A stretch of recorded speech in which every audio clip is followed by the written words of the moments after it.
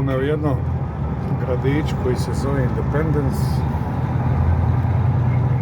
Evo, ispred mene je neki sudar, neka nesreća. Ova dva auta, nemam pojma šta je bilo.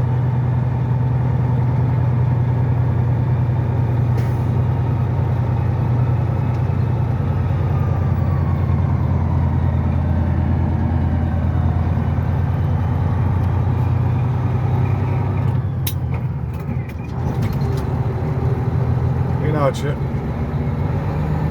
u ovom gradiću je se rodio predsjednik Amerike Truman.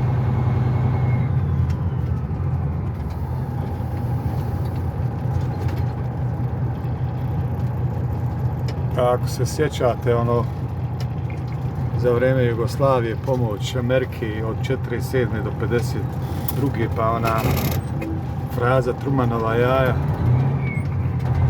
a to vam je taj čovjek je se rodio ovdje, otprilike u ovom gradiću, tu gore, 1 kilometar ili 2 moje kuća. Evo, ova ide Čiko, u pravilu morate mu stati.